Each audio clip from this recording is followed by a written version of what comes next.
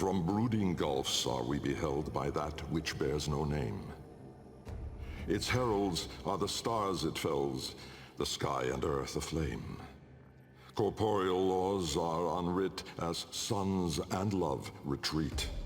To cosmic madness, laws submit, though stalwart minds entreat.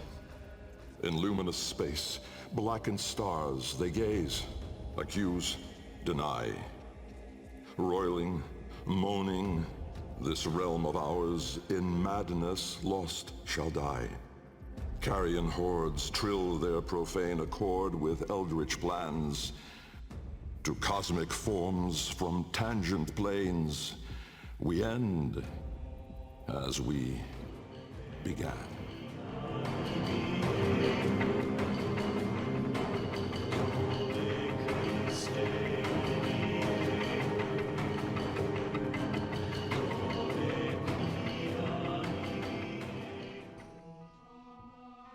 An orokin scientist who sacrificed his life for progress, for discovery of the void. Albrecht Entrati. Albrecht was born during the orokin era, long after the Radiation Wars, an event we know absolutely nothing about, besides that the orokin Empire came soon after. While the Empire was not as big as it was at the time of Albrecht compared to its size just before it crumbled, it was still a force to reckon with.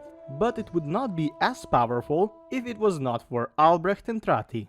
After being sucked into the orokin caste, he eventually became a scientist for the orokin cause, trying to prove the existence of alternate dimensions, the milestone that would make the orokin reach the stars. The process of Albrecht's research was long, unfruitful, and the orokins slowly started to lose interest in it, so the mad scientist Albrecht Entrati volunteered to go beyond the wall, a machine he could enter into the void with.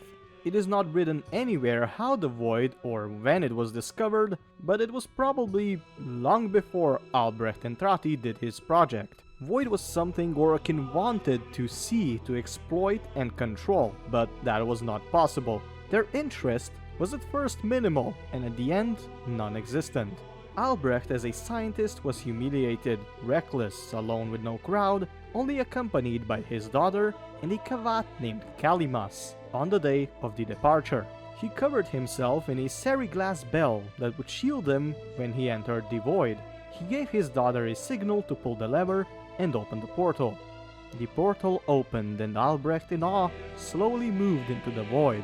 Step by step, he entered it looking at the space and time unfolding, but then stumbled and slightly grazed the seriglass bell on the edge of the wall.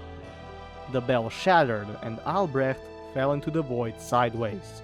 He gasped for air and his thoughts started to fade away. He thought he was doomed and left to die in the void with no escape. He then felt something poking his arm.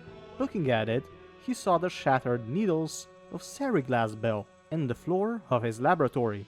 He heard someone walking on the glass shards, putting the thought of failure in his head once again.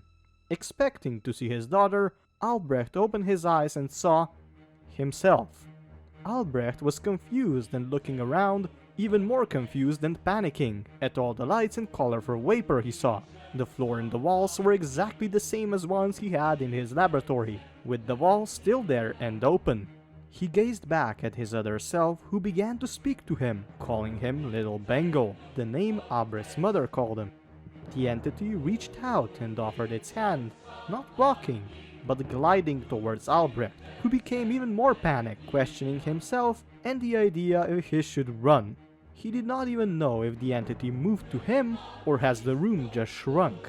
He fled, and when the wall arrived at his step, he hurled himself outside and landed in the grasp of his kavat Kalimas. He was bleeding and in pain, his mind scattered as the seriglass bell splinters. Sensing the entity, he picked up one of the glass shards and wrote, "Close it," on the floor in his own blood, his daughter closing the portal just when the entity reached out into our plane of existence. The portal collapsed and cut the entity's fingers straight off. Albrecht, in his storm of emotions, continued the research of the void with the fingers of the entity, unlocking great powers, and finally sparking the interest of the orokin. leading to the development of many things such as void travel, energy reactors, necramechs, and far more.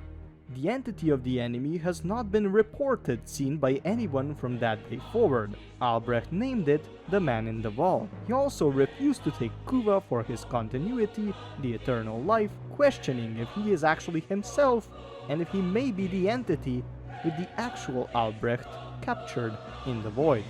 We do not know what happened afterwards, but the Entrati family lived on to become one of the remaining orokin left in the system for some more time.